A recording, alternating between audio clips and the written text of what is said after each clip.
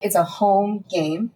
But like, you know, here we are at the Inwood hotels. We're at this Minute Express cocktail bar, which is incredible. I think really we just love this Art Deco kind of idea, or Art Nouveau maybe. I think that that's what people from New Orleans can expect is home. It's not going to be like New Orleans, but you will have that. You know, I all of my clients, all these people that have done this concierge thing, all of the musicians that I've brought, all of the delegations that I've brought, within the first day, everyone's like, okay, we're coming back. And they're expecting to, okay, I went to Paris and I did that one time. But it's like, really within the first couple of hours, people are like, okay, we have that feeling of home. We get it. We get that connection. My other battle, I'm not going to say battle, my mission is to make that happen in the opposite direction. That the French go there and say, oh, that's home.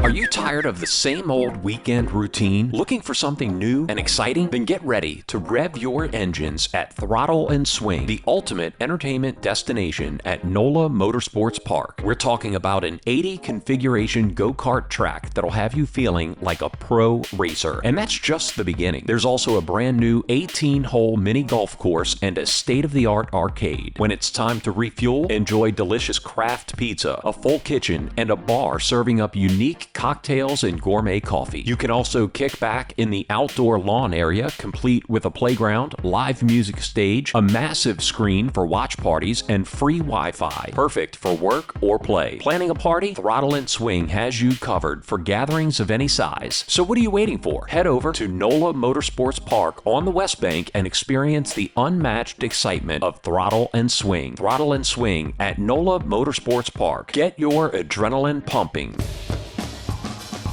Chocolate lovers rejoice. Scandalous Chocolates has arrived in New York with 4 sensational new varieties. That's right. They aren't just chocolates. They're an experience. Premium edibles crafted with the finest ingredients, blending sweet and savory sophistication. We're talking 20 milligrams premium chocolate lips, sleekly packaged, perfect for on-the-go indulgence. Nuts, fruits, caramel, it's an affair you can take anywhere. At just $10, it's an affordable luxury. Fair trade, single origin, gluten-free, and vegan. Find Scandalous Chocolates at quality dispensaries like Travel Agency in Gotham. Scandalous Chocolates. When you're in New York, awaken your senses and delight your palate. The affair you could take anywhere. Scandalous.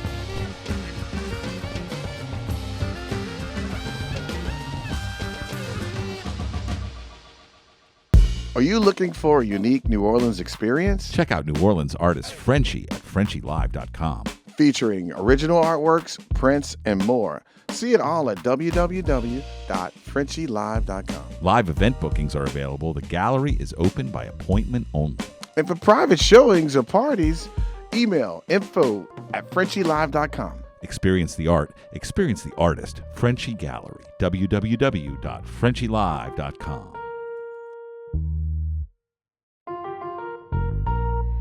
Hey, Jay, you hungry? Like really hungry? Yeah, I'm in the mood for oysters. Hey, let's check out Trenas.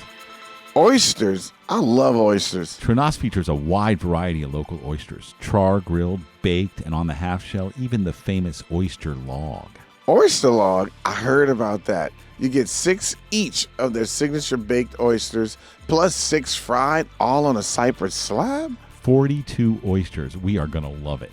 Trenas is located in the Hotel Intercontinental, 444 St. Charles Avenue, right on the parade route. Sweet. When can we go? 7 days a week for lunch and dinner, plus a mimosa brunch on weekends, and happy hour daily from 3 to 6. Happy hour? Nah, you're talking my language. Great drinks, great wine list. An award-winning chef, Matthew Farmer, leads a team serving the best seafood in New Orleans. Trenas. Trenas, got it. Let's go. Walking, stepping down the street, y'all. Talking, never know who you're gonna meet. Dancing, the groove feels so good to me. Singing, wow, yes indeed, y'all. Soulful living is all we know how to do. In the greatest place on earth.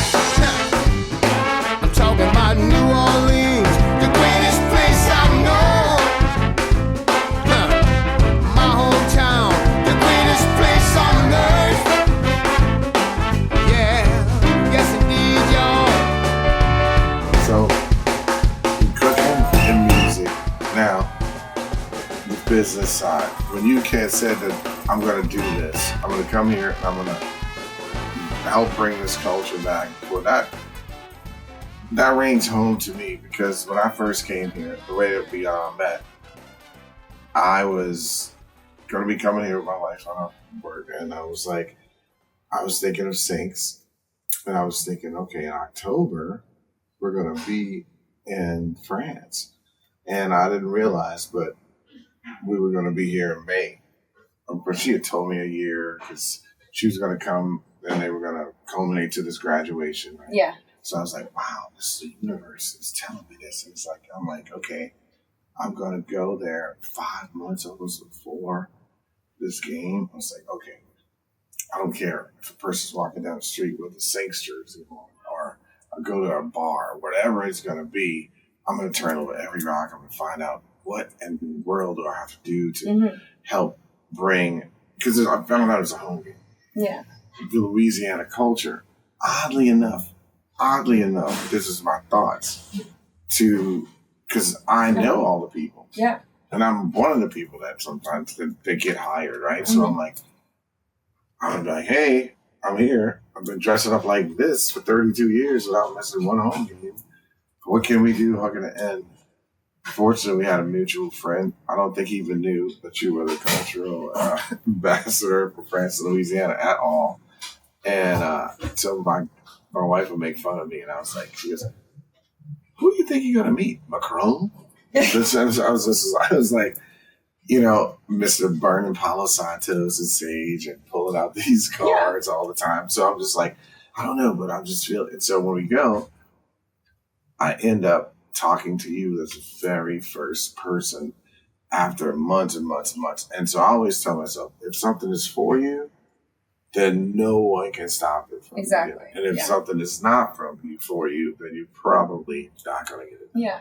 And we just have to live in between that. And when we live in between that, finding out which one is which, you also have to, here's the trickiest part of all. You have to flow with the current. Yeah. Flow with the current. What do you mean when I say that? What do I mean when I say that, rather? I mean, you may write a list of 5 things, and the first one is not going to go with the other rest of them. That means that the current is just going a whole other direction. But you have to be okay with that. Yeah. And that's what I was preparing myself for. But when I first met with you, I was like, wow, she speaks English. You know what I mean? I was like, because I don't got to know any of it, because I didn't know what to expect. Yeah. And then all of a sudden, culture ambassador, I'm like, this is for me. Like, this is for me, really. Yeah. And I couldn't have been happier. And we had a great conversation. We were leaving to go to Spain, but the point is I met you, and we were able to chat, and I got a chance to do some things with you. You love the Saints. We're going to talk about the Saints in a second.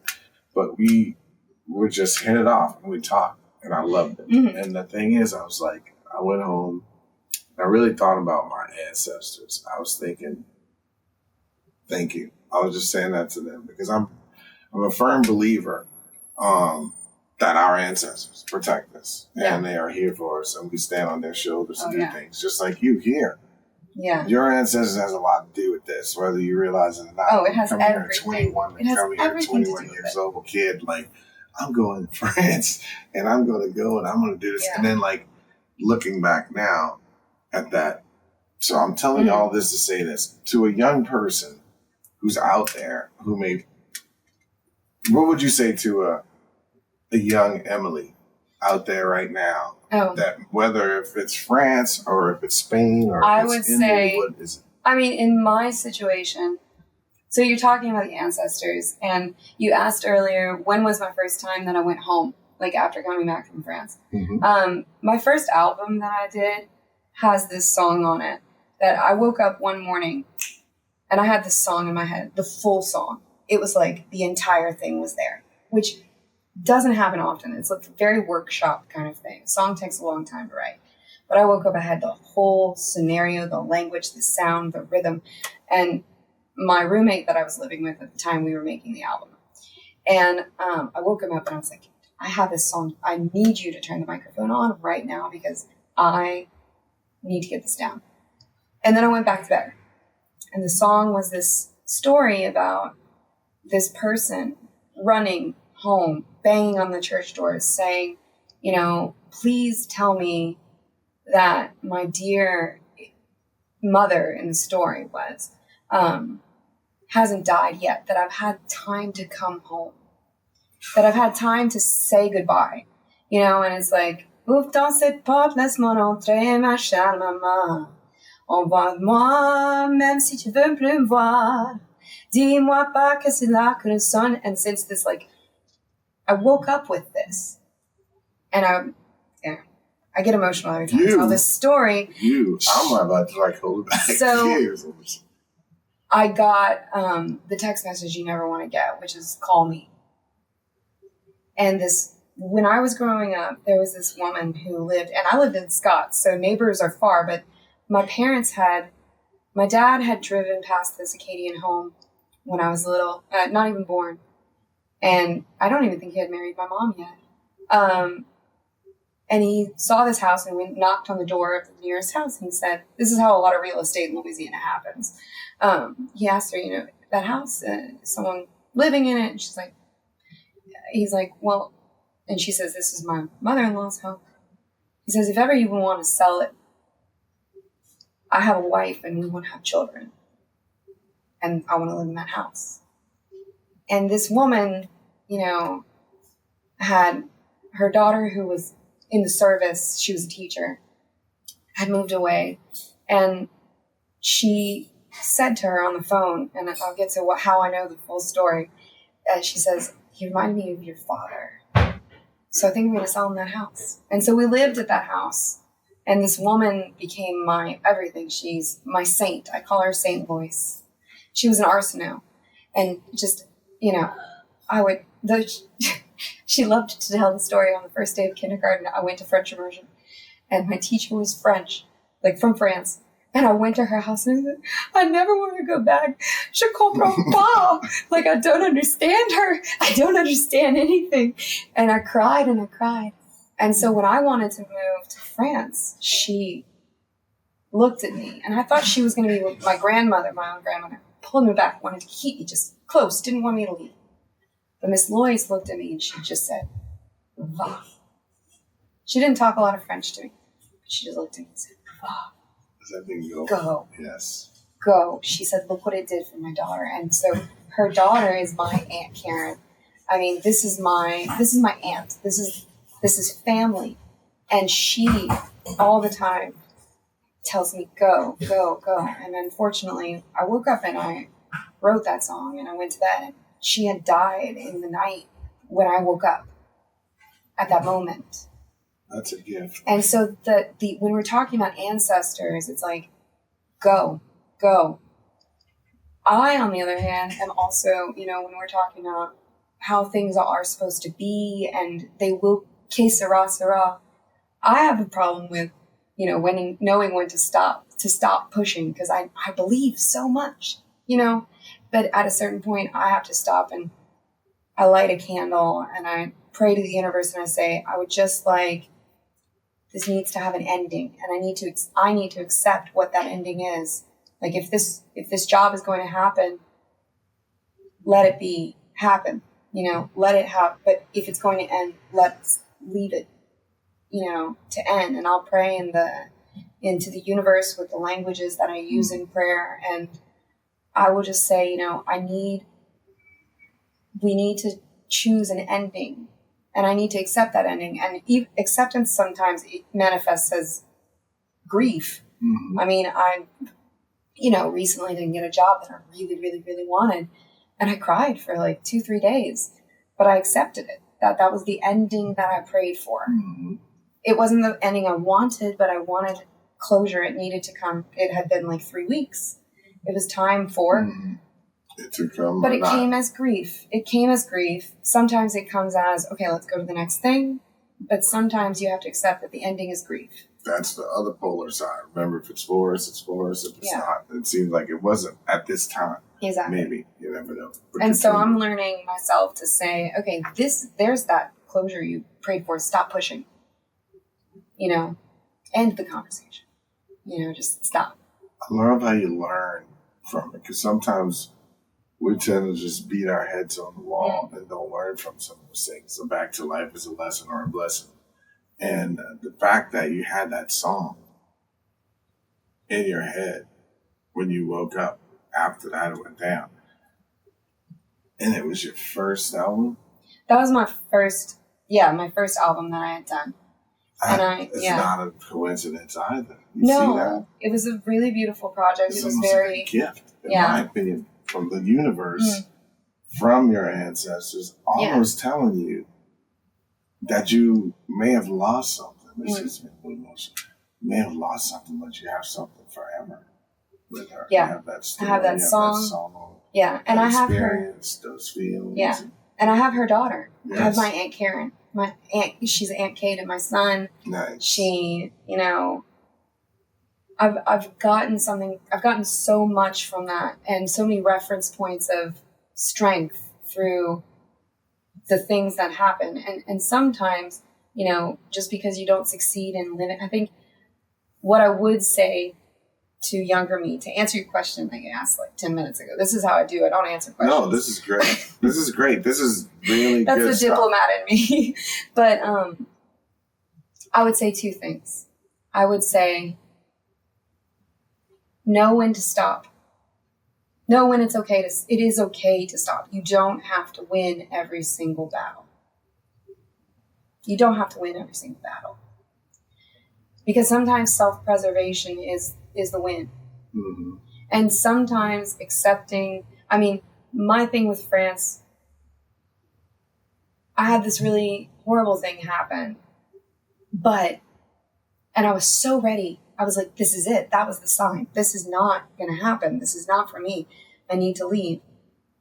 And thank God, my second piece of advice, listen to the people who are closest to you. Because I also love to fight against my mom. I wouldn't learn guitar from her. I love to fight against my parents. But gosh, they're always right. Yes. They're always right. And, when this bad thing happened, my parents were like, we'll buy you a ticket home. But we don't think you want to come home. Like, this is awful what just happened to you. And we will buy you a ticket and we'll be so happy you're home. But we don't think that this is how you want to leave France. Great parents. Great parents. I also should have listened to them when I had all these deadbeat boyfriends. But, but I listened to them and I found myself in this situation where I was in this family that took me in, that ended up changing my life, and vice versa through all of this. And because I went out one night and then started going home to my apartment, my old apartment, and then changed metros to go to my new apartment, I met my husband on the metro that night.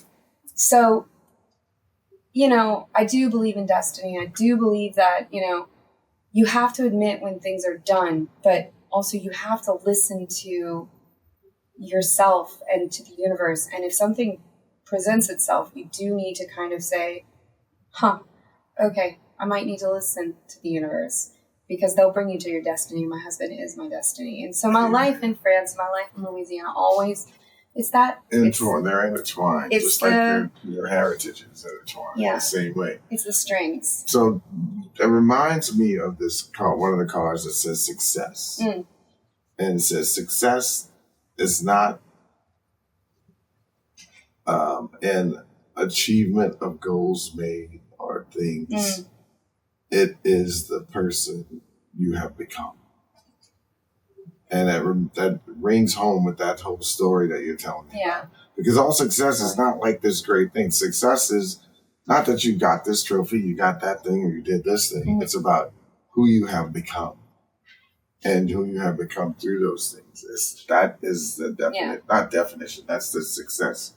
And I think that is an amazing thing, but you can build off of if you start buying into that. Like, it's not going to be comfortable. Whenever you're comfortable, in my opinion, you're not growing.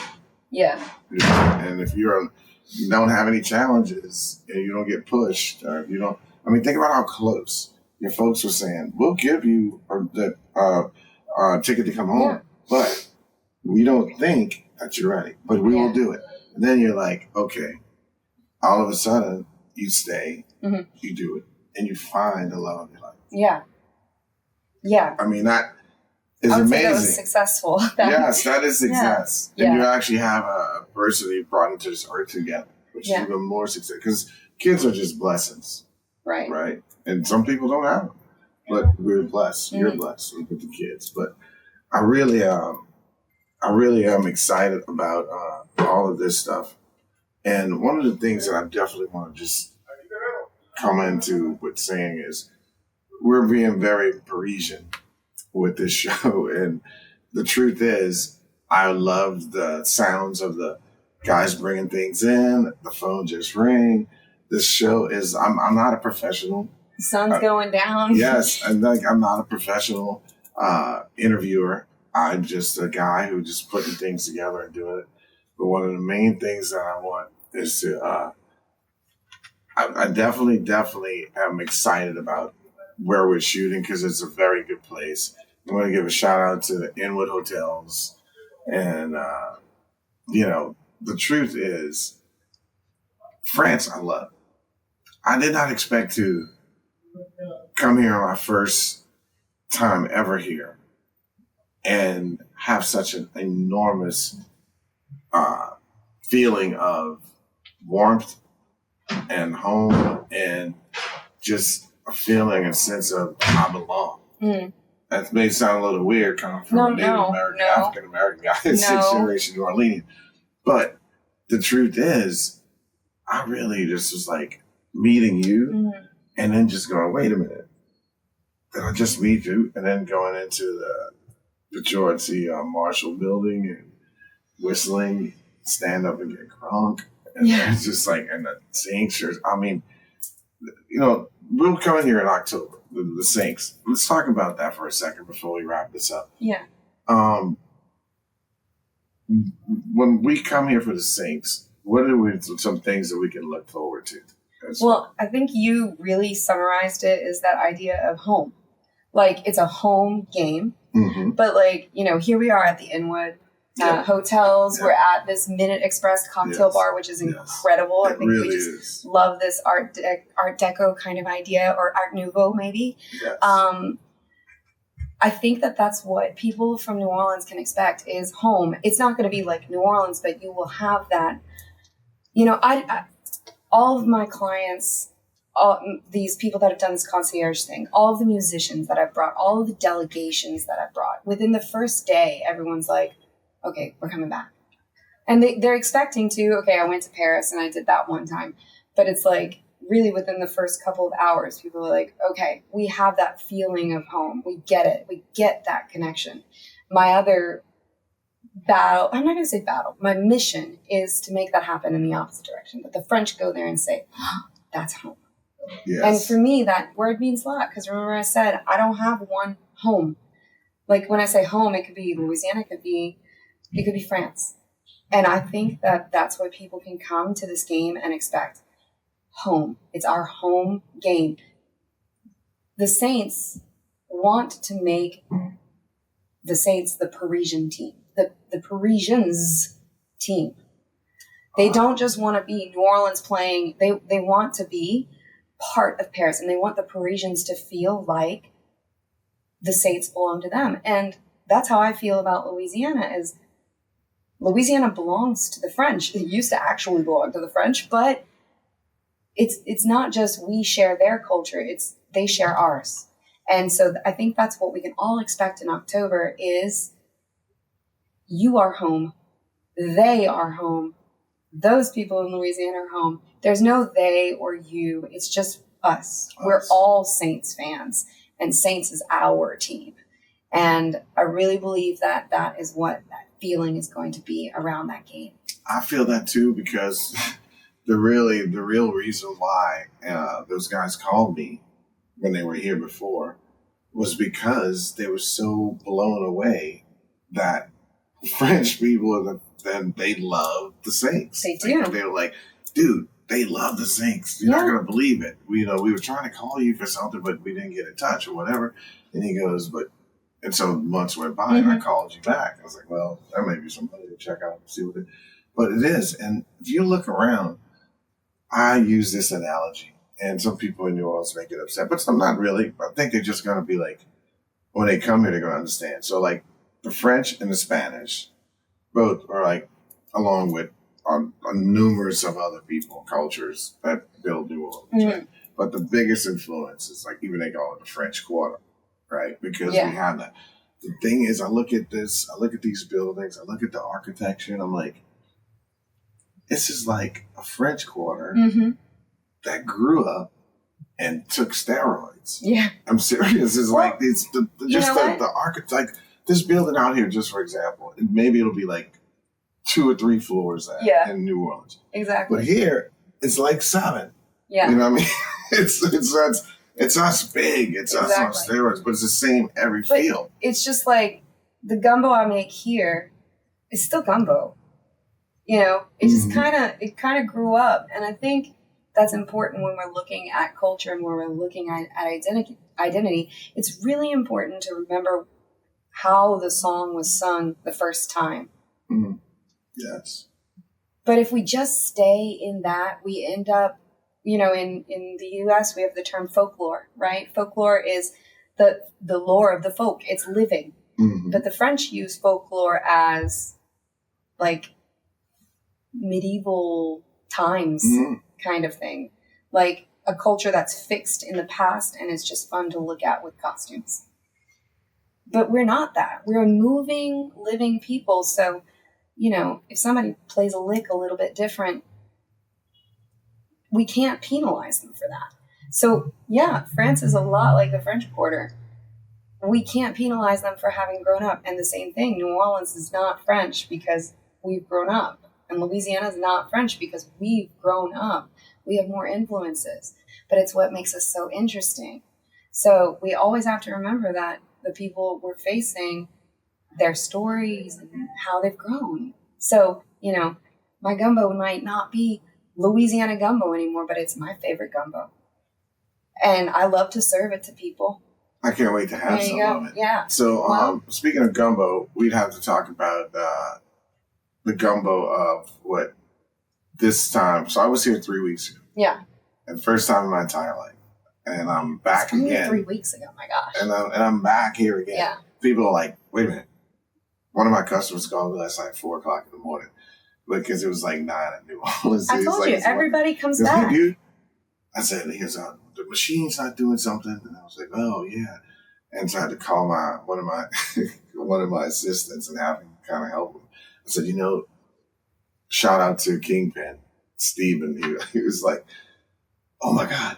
You're in France still? I'll let you go. I'm sorry. Still. I was like, no. I was like, no, I came back. He goes, wait, you came back? Yeah. It's like, yeah. He goes, you love that place. So yeah. Well, look, I mean, we know they can't make us leave because usually in Louisiana you close the bar. I think we're going to open the bar here at the Minute Express. The Minute Express is very kind to us. And fortunately for us, this was closed today. And so great. We're good. Yes, we're good. But no, it's everybody always comes back. I mean, of course, 3 weeks. It's a great place, and I'm telling you this. And so, it was Louisiana celebrated with France for the 4th of July, and I cannot be more excited. I didn't even go through all the pictures yet because there's so many of them. But some of the greatest pictures that we have is me standing up for myself. I guess it sounds kind of like fame, but seeing myself in the Whistle Monster costume on the Seine River. With American flags, we got higher than life size on the French flag between me, with them blowing. I'm like, what? Well, I think we looked at one picture and we're like, that looks like AI. That looks like someone made that up. Yes. So we were really there. We were really there, and I felt like some of this whole last trip has been AI because just you made it so magical. I mean, it was because of you. I'm here without a doubt. Mm-hmm. And I just wanted to say thank you. If you want to say anything to the folks, because I know our goal normally is to be about 45 minutes. But I think we've made up at least 2 or 3 episodes at this point. See, I told you I'm a talker. No, but that's good. I never stop. That's good. And we had Jared earlier, the guy who was a painter. So this whole France episode is just family and friends. And I love it. So I always tell people when we leave, I say the big 6 things, but I also want people to like, subscribe, share, and notify. And trust me, we'll not blow you up on notifications nonstop. And I wanted to know one thing before we left. Yeah. What was the name of the first album that you did? That one that had, do you know the name, the title of it? Do you remember? Because I was thinking maybe I should go Google. It's,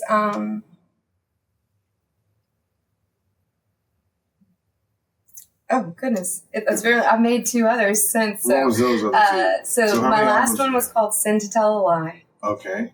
Which is a really old, like jazz tune that this beautiful singer Cléo Falcon sang in Cajun French. So I did it in French and in English. Cajun is such a beautiful way to sing.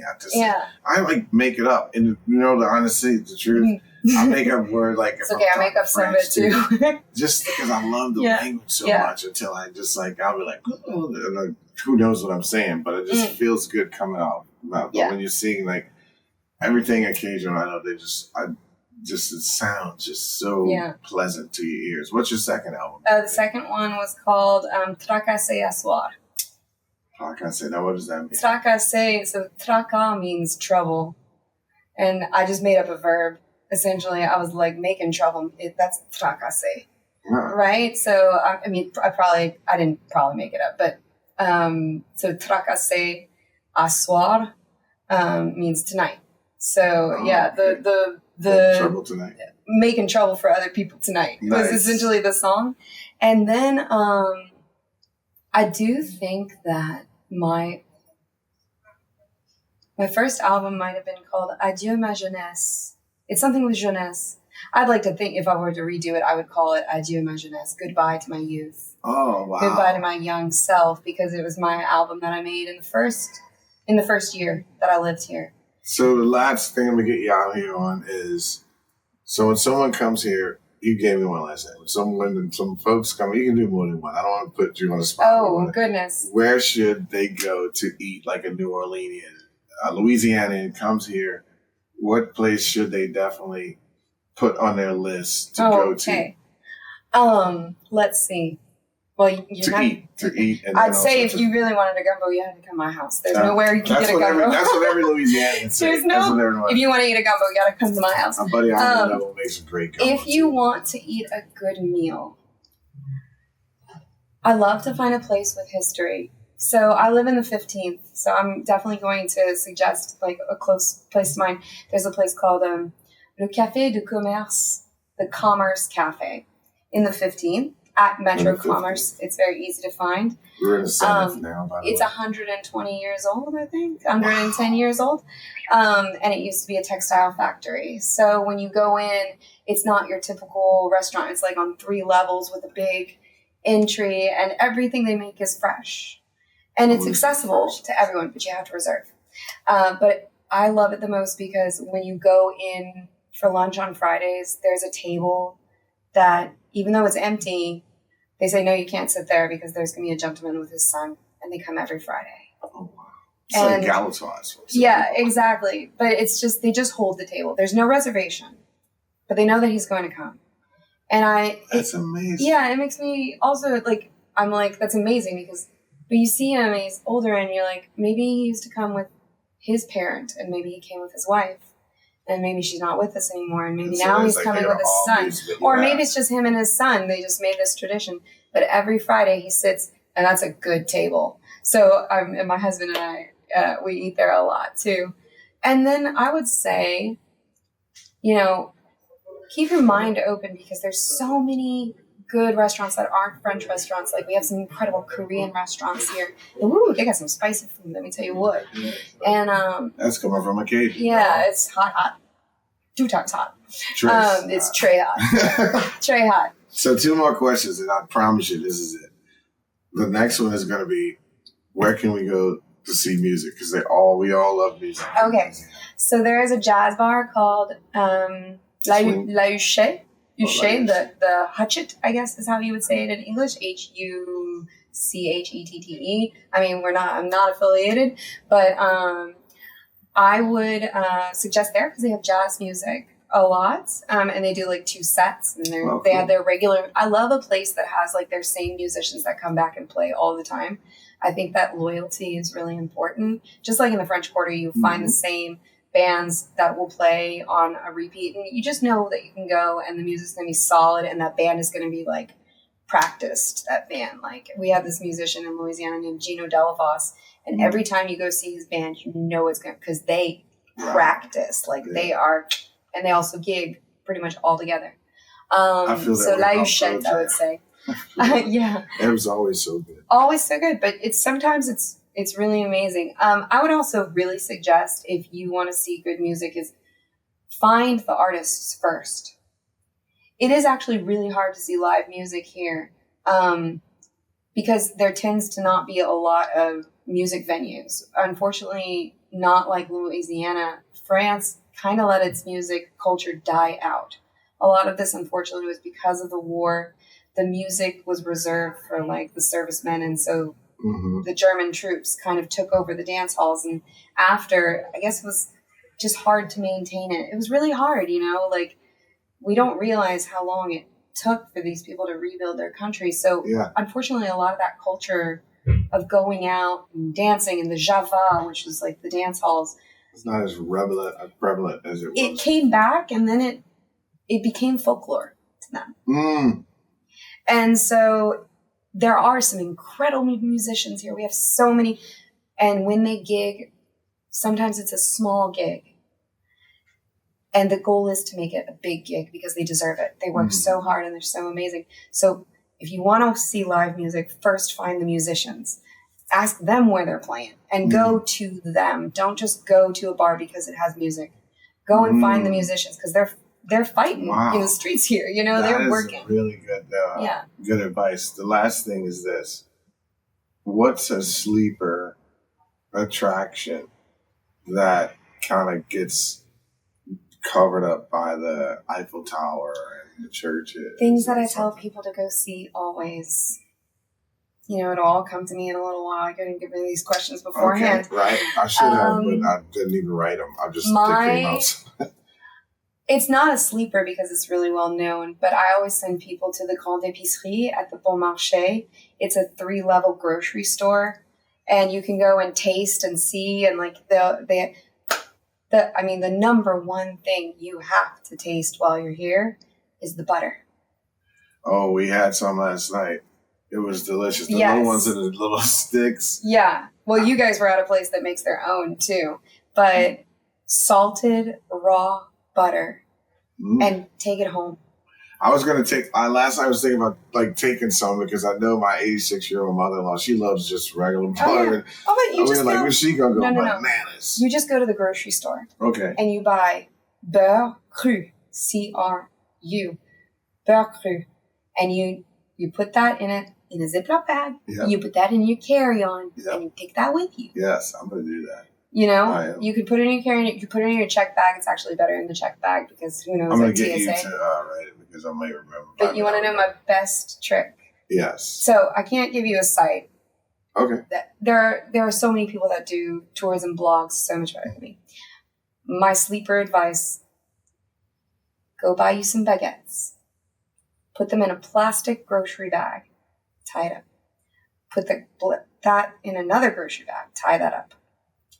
Put your butter in your check. Put those baguettes in your check bag. The butter's not going to go bad. It's not going to go bad. Right. But you're going to take that butter when you get home, and you're going to cut that into slabs, and you're going to freeze it.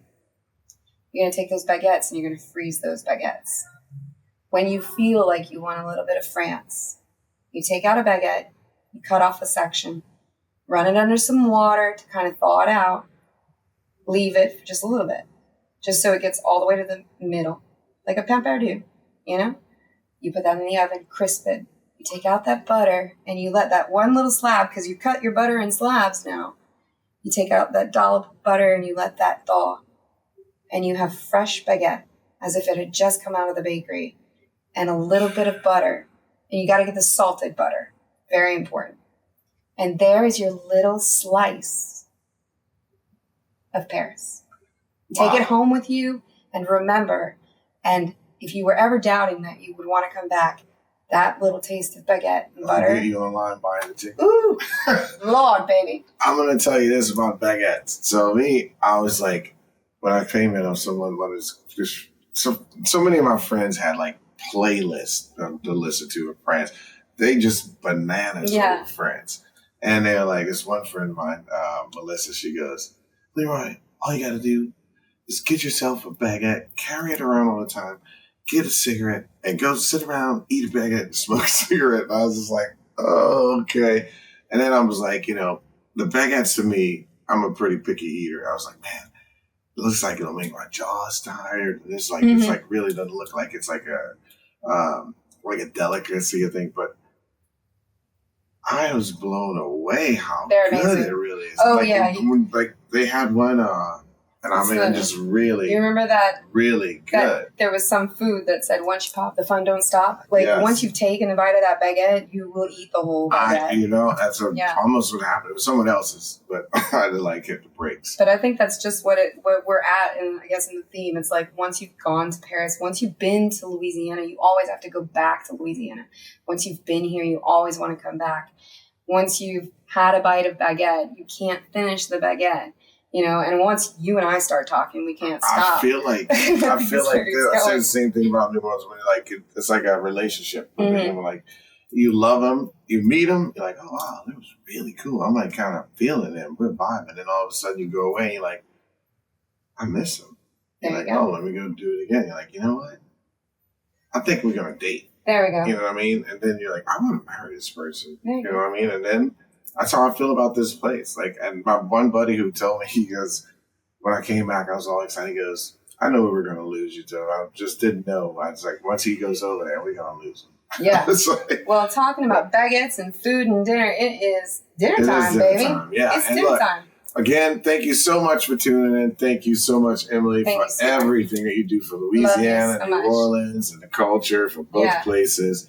And remember, guys, it's big 6 things here real quick. Always have empathy, humility, and compassion for yourself because it's important. We can't give it to anyone if you don't.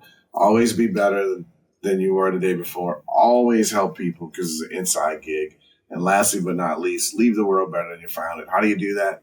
Wake up tomorrow. Go meet someone you never knew before. Have a great encounter with them. And do that 3 or 4-fold, each one of you guys. And that is leaving the world better. And guess what? It costs $0. It costs nothing. So remember, share, like, subscribe, and hit the notification button. We love you over here at Only Good Vibes News Network. Thank you so much for tuning in. We'll see you when we're back in the U.S. Ciao. And cut. That was good. Sorry, that was so long.